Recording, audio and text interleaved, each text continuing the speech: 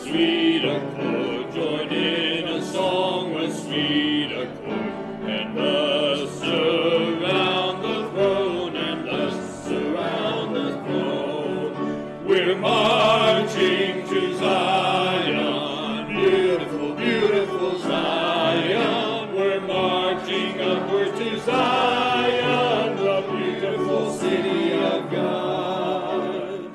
Let those refuse to sing who never knew our God, but children of the heavenly King, but children of the heavenly. Right now we're going to hear from the Daileys. Many of you have heard of, how many of you have heard of J.T. Hale? Any of you heard of J.T. Hale? His daughter was married to Mr. Skipper for several years, and they had several children, but he passed away not long ago. And we've known Gary Dailey from Wisconsin, the Milwaukee area, for many years. And they got together. They both are in health and study. They do all kinds of things, and she's going to make a presentation. The thing that I asked her to do, there's no way she can cover everything they know in the next few minutes. But we need also to know how to survive when the time comes. And she's going to point out several things that you need to put priority in your home in order to survive the days ahead. So I'm going to ask Gary and Debbie would come up.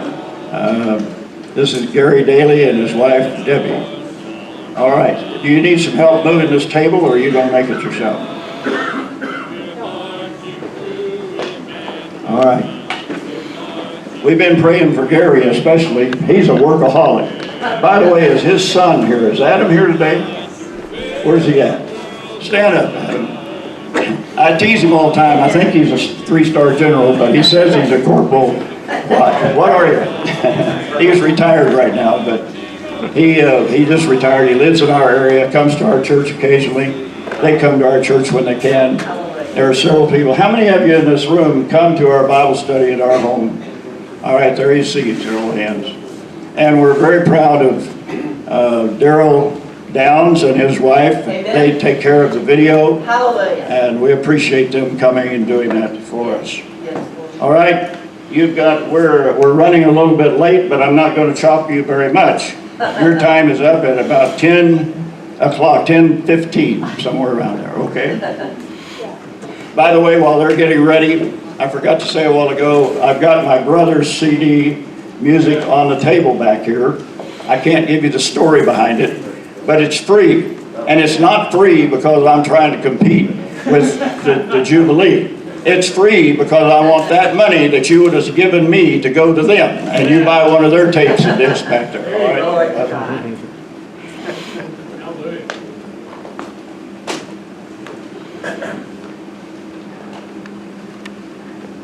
Good morning. Good morning. Good morning, Gary.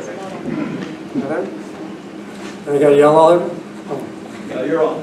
Now you can say it again. Well, everybody doesn't know me or both of us, I guess, so I was going to give you a short testimony of where I've been and how we got together, but Pastor mentioned a little bit of it.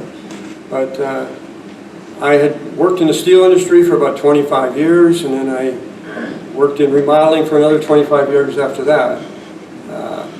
I was married for about 24 years, and then there were some heart problems, and I became a bachelor for 25 years. And her husband died a couple of years ago, and I was at a job doing some work with Pastor Ramsey for him, and then she was there, and we talked for a couple of nights while I was there, and 3 months later we got married.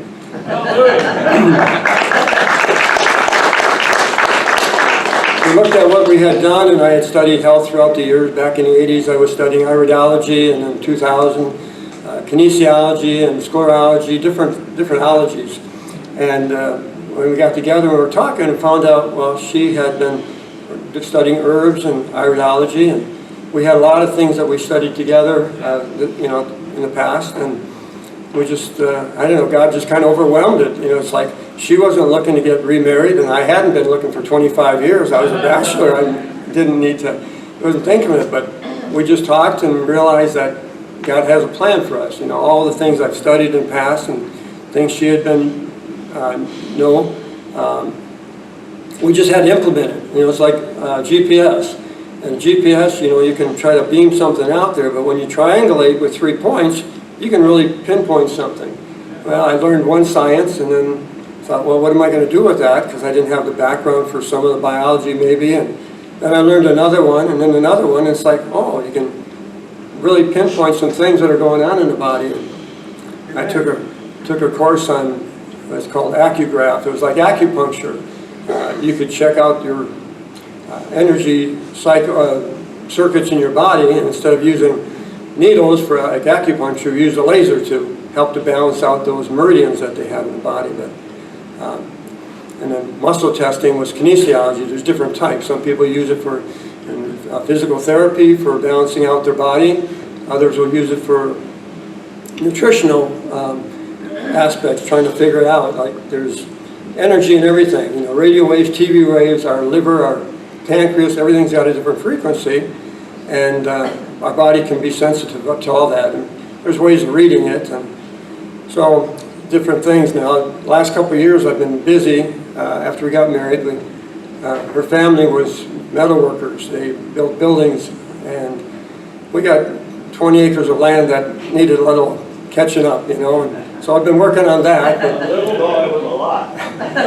Working on catching up with that full time, and I'm looking forward to this next winter to kind of regroup and get back into some of the studies that I've put my life into and time into that have been practicing for a long time. But as far as the building, back in the 90s, her father, J.T. Hale, he had been somewhat of a sick man most of his life, and he started studying health, and he started studying the Bible, and realized in the health he started getting better. And in the Bible, he started learning about the feast days and other things that are in there. And so her and her father, they built this tabernacle that we have. It's probably, oh, I don't know what we said it was, 2,000 square feet, something like that. So dining area and then a tabernacle area, and we got dorms in there, but they built the building. And they had started practicing the feast days, and then they had about 100 to 200 people there.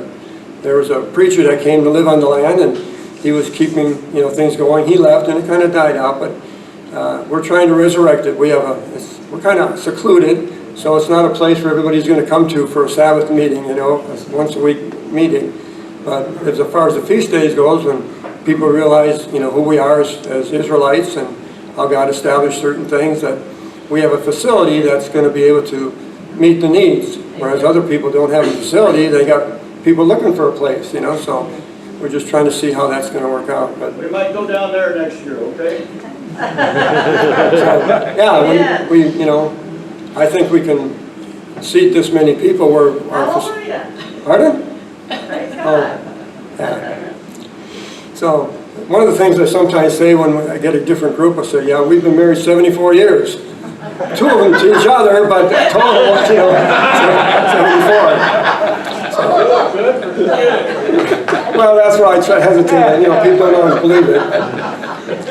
So anyhow, now Debbie's done a lot of work in herbology and making products up for helping people out, and little things. You know, you get a snake bite. What do you do with that? Well, you put your foot in kerosene. You know, that kind of thing. Or you get some bee stings. What do? Well, you grab some plantain and chew it up and stick it on there. It takes the sting away and draws out the toxins. You know, and a lot of things like that. So she's going to share that now with you, and I'll let her take over here. Amen.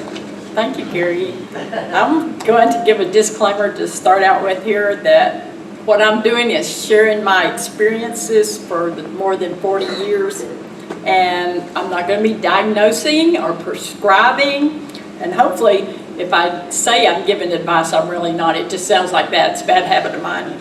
So I'm just sharing facts, my personal testimony, and things that have happened to me.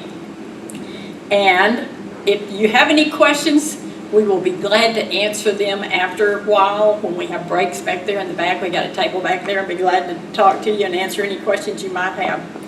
The topic, the number one on the list is enabled to survive is spiritual. but I'm not qualified to take care of that. That's what all these wonderful pastors are here for.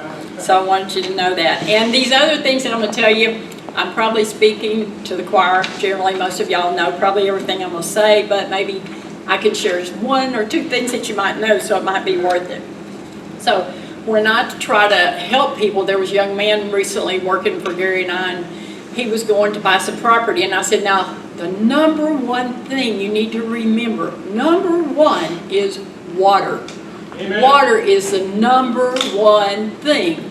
And I told him that 2 or 3 times, and guess what? He went and bought property in New Mexico, and there was not a drop of water on it, and you couldn't get water there. You have to pay to bring in a tank, and then pay somebody to bring the water to the property.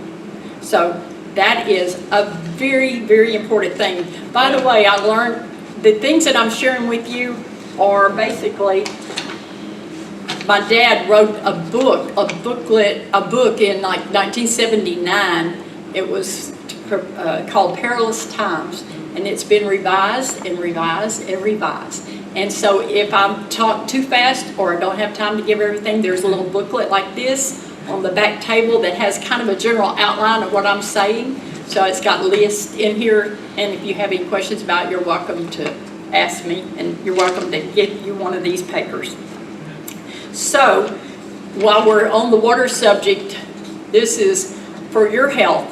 Water is essential. You would be surprised. There is a book called Your Body's Many Cries for Water. Yes. If you want to know the chemistry of it, talk to Gary. He can show you a whole flow chart and carry you through there, telling you how essential. I told some people the other day, it's like, imagine you've got a train in a tunnel, okay? And this train has boxcars, and they transport nutrients, okay? This is your body, whether it's your cardiovascular system or your digestive system, your body carries these nutrients through there. Water is what makes those wheels roll. So if you're not lubricating all your body with 8 glasses minimum a day, then that could be one of the major problems that you have. A man that came to the feast one time, he called me up, he said, Debbie, I'm having high blood pressure. My wife wants me to go to the hospital, and he told me these big numbers, and I said, I'm not going to say don't go to the hospital, but if I were you, I would drink a quart of water right now. And in 30 minutes, if your blood pressure hadn't gone down, I'd seriously think about going to the hospital. Well, he called me back in 20 minutes. He said, it's down to normal. So never underestimate the simple things that God has blessed us with. Most of his remedies are free, are relatively inexpensive. It's just what I found in my life is that we lack the motivation to get it done. We're comfortable in our rut. Let's get out of the rut, people. And by the way, I wanted to tell you I'll just say somebody real near and dear to me asked me to be sure and share with you people today that you need to get ready spiritually first, because what's coming is not a pretty picture. So when you are right with him, he will guide you. And that's another thing on my list is when you have a dilemma and you do not know what to do, stop and pray. Now, if your kid is drowning, don't stop and pray, run and pray. But, use common sense. Common sense is not very common anymore, but it is a key to being effective. Think about what you're doing, okay? So, if you do have water, then you need to have pure water, and filtering it is a vital thing in the day and age that we live in. I don't know if you're familiar with the Aqua Rain. Bob Burney up in Shell City does that, or a Berkey, something of that sort, gravity flow. It's a great thing. You don't have to plug it in. You scrub those filters. They last a long time. It works great. And if you don't do that, do something. If you just have to get you a 5-gallon bucket and put you some sand and straw and stuff in there, that will work. You just put a spigot on the bottom and just give it time to filter through. But do something, okay? And when we have water, whether it's a spring that's going to gravity flow, hopefully if you got it uphill, but if not, you have to get that water from the spring or from the well out. Be thinking about that. Do you have a bucket and a pulley? Well, when I was a kid back in the last century, that's how we got the water out of the well. You pulled it up with a pulley. But if you don't have a pulley, and the electricity's gone and your water's down there, think about what you're going to do ahead of time. Have your preparations made and do it. Get out there and see if you can get that water up. They make a little PVC thing, and there's even instructions online for like less than $200, you can make a PVC pump. You have to do like this, but it'll pump the water up. It'll get water, and you get the suction going, and it'll have flow. Important things, water, water, water. Next is food. Food is very important. Now, some people think food is vital. There was a guy escaped from the jail in our county 20, 30 years ago, and where we live, there's 450,000 acres of woods out there. And so he went out and he thought he was going to survive out in the woods. After 3 days, he turned himself in. 3 days. He was starving to death. 3 days. So that's something also to consider. Can you live without food? Yes, you can. You can go days, weeks, and a month at least. We know that. So, but you got to start practicing so you'll know you can do it, right? Amen. So, when you garden is a key way to get your own food. You can be intensive gardening rather than extensive. I found that out as I've gotten older. It's a lot better to grow a little patch of great green beans, 3 plants of green beans that produce, than to have 3 rows that you spend all your time trying to weed and hoe and get something out of those. You're wearing yourself out, and the beans aren't having to work. You put all your effort into making those beans work, you can get that something more effective. Be effective. Think of what you're doing. And save your seeds. Everybody knows about that, non-hybrids. Now, another key to survival in food is sprouting. I don't know how many of you here have ever sprouted seeds? Great, that's great. About half of you have done that. The other half need to start. You can start, do this, because if you can't, well, what if there was a nuclear event? You can't go outside. You can't go to Walmart and get your greens. What are you going to do? Do you have any fresh, live, raw enzymes? All those things are vital for life. Life gives life. Dead food makes you, well, you figure it out. Anyway, so when you get your, we'll just start with something real simple you can do without anything, just like sunflower seeds. Get you some raw sunflower seeds. You can just soak them in a jar of water overnight, rinse them a couple of times. You don't even have to have anything. You can just pour the water through your fingers like that. And that'll give them a sprouting ability. They'll start sprouting. And you can eat them from that stage till they grow big. I knew a lady, she had 6 children. She'd grow them in gallon jars and grow big green sprouts. But Gary and I keep talking about all of our likes and our likenesses. He and I, after all our years of sprouting, came to the conclusion both of us had these sprouters. These are, I'm going to just put this up here in case you're interested, but they're the least trouble, and they are the most effective sprouters. So if you're interested in that. And another way of preserving foods that I learned in pre-Y2K age is called a pump and seal. This is a little thing like a bicycle pump, and it works great. It keeps wonderful. This is for non-perishable food, like dehydrated food. Now I'm going to tell you the #1 secret for this is beans. When you buy beans, lots of people buy beans and they throw them in a bucket and leave them, okay? And when you get ready to cook those beans in about 5 or 10 years from now, whenever it is, they're like a rock. And you can cook them, and you can cook them, and you can cook them. They're still like a rock. But anyway, here's what this is high-tech. It comes with thumbtack. You take and you punch a hole right in the middle of your jar if you don't have a rusty thumbtack. Anyway, you punch a hole in this jar and you make your puncture. Then you put one of these little, I call them Band-Aids on there, like this. You put that on there and it makes a little gasket. That one didn't stick. Some of these are really old. I got a new one right here. Anyway, you take that and then you pump this thing up. You put your ingredient in there. You can hit the hole. You put your ingredient in there, and your beans or dried basil. Maybe you had a good basil crop. You put a lot of dried basil in there. And so you pump all the air out. Of course, there's going to be a lot of air in this jar because there's nothing in it. And when you get it all pumped out, you'll see a little dimple on there. And then when you get ready to open that jar, you can hear it pull that air. You open it, you get your ingredients out. You may just have a gallon jar you do this on, and you just take out a cup of beans. Then you can just put it back and seal it back. It's done. Anyway, I'll leave this up here for y'all to look at. It's worked. That one's 24 years old, and I'm still using it. Works great.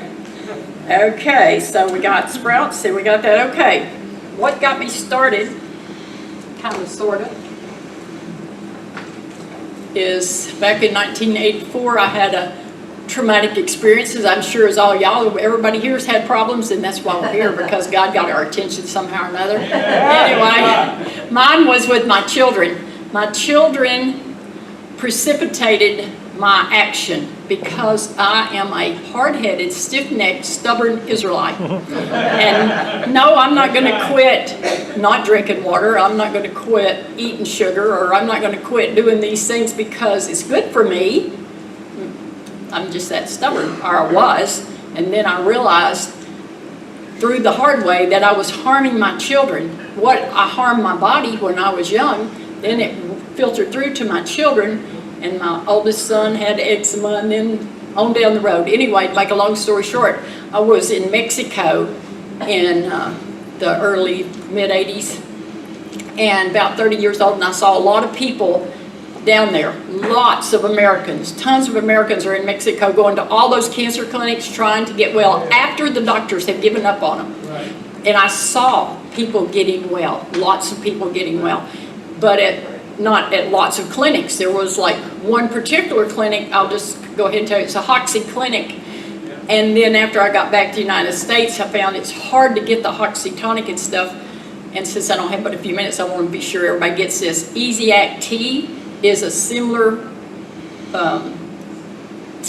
preparation that you can do at home. Simple, everybody can do it, and it works really well, not only for certain maladies, but as a general rule. Abigail takes it, just Abigail back there, she takes it on a regular basis because she said it gives me more energy. Just because it purifies your blood, it detoxes you, it helps you with all kinds of things. Anyway, right after I got back, Mama gave me this book. It's called Carla Emery's Encyclopedia of Country Living. And it's really a humorous book, but it's also a very serious book. She has anything basically you want to know in here about how to butcher a cow, a hog, hopefully you don't do that, how to bake bread and all that kind of stuff. So this is one of the books that's really good to know about. And this is a newer book, The Lost Book of Herbal Remedies, which tells you what to pick. My grandkids know how to go out there and, like he said, pick plantain. When Abigail got bit by a copperhead 2 times on her back of her ankle, she hollered at my dad, "Papa, bring the kerosene." She knew from my grandfather had got bit by a copperhead years before I was even born, and he stuck his foot in kerosene. And all my life when I grew up, we stepped on a rusty nail. We put our feet in kerosene.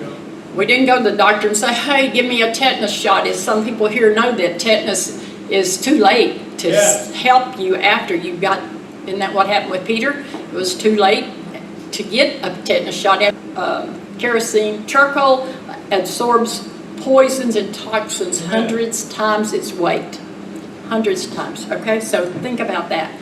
If you get into something you don't need, or viruses, it takes care of viruses. It takes care of all kinds of food poisoning. Wonderful thing. It's cheap, $20. You can have enough to last you probably the rest of your life. Right. And I'm going to leave some more books up here for y'all to just look at and see what's available, because these are very helpful to me, and I think they might be helpful to y'all to have something like that. And if we're all against, or whoever may be against getting a vaccine, and Pastor Ramsey says, what's going to happen when they say you can't go to the hospital? Are you going to be prepared? How are you going to get prepared? Well, for me, I decided years ago, I'm going to start living like this could be now. Hallelujah. Practicing what we need to do. Don't think, I got to go to the doctor. Think, what can I do here? So first time I got this little book out, my daddy had sent me, he called it my care package. He sent me this book, it's called Back to Eden. And I don't agree with him 100%, but it sure is handy. You can look up the malady, or you can look up the herb. Either way, and it cross-references and tells you, when my little kid had a headache, it said willow bark. Well, I knew down there at the pond there was a willow tree. I went down there, I broke off a few limbs, carried it to the house, I mean twigs, not limbs. And I just simmered it in a pot. His fever went down, his headache was gone. It worked. And I thought, wow, that's easy. And so then peppermint is something you can do. You can grow that in your yard.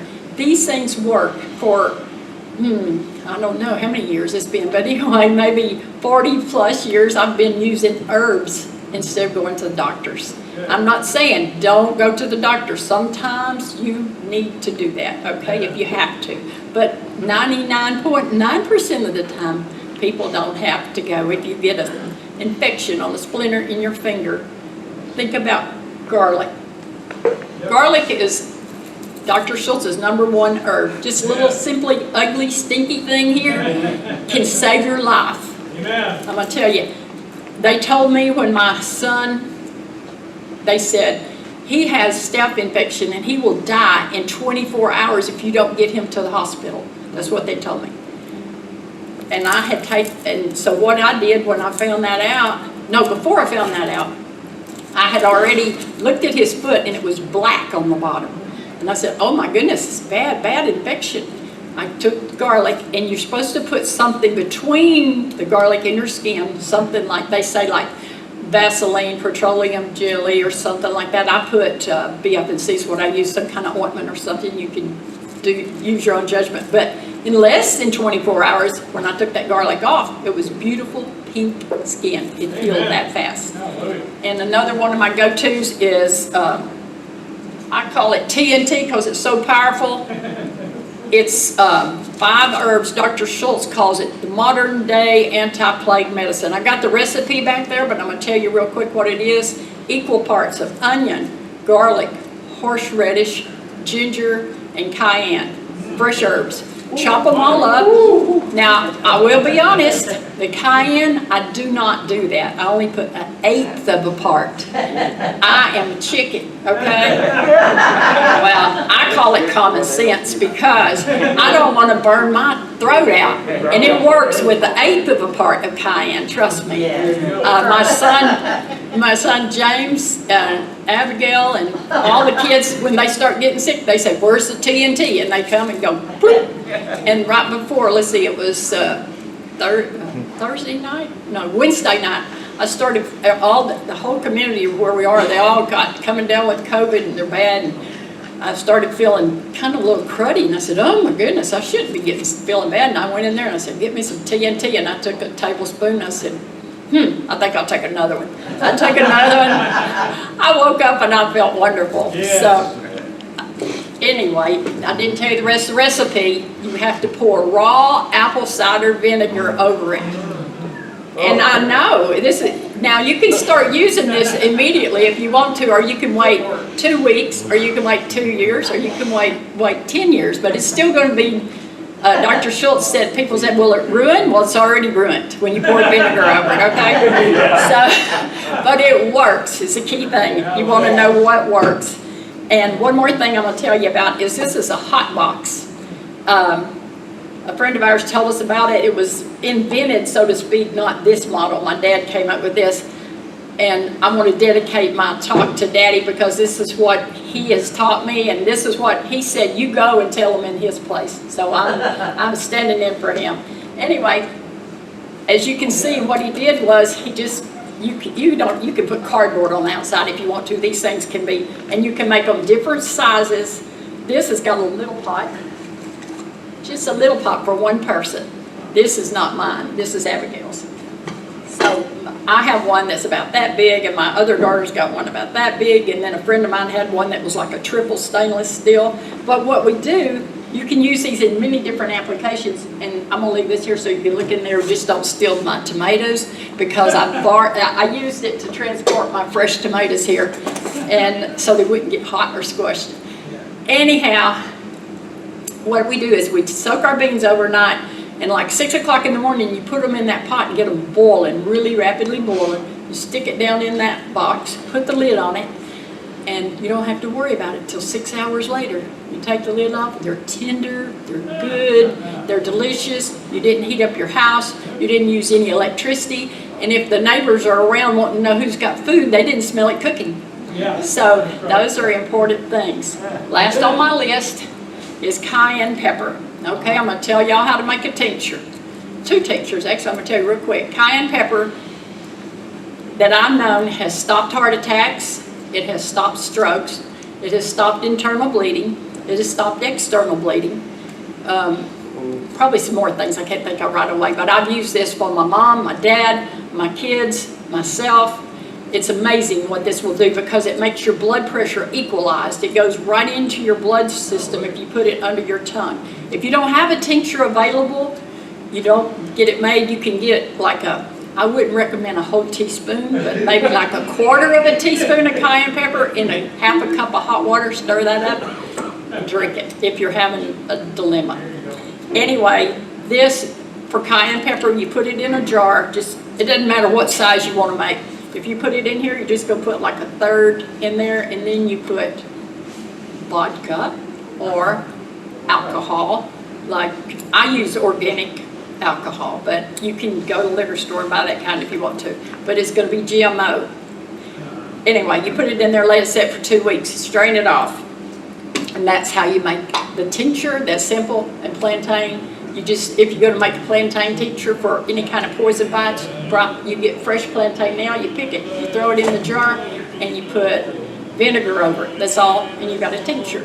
And I was going to say one more thing, but you made me forget.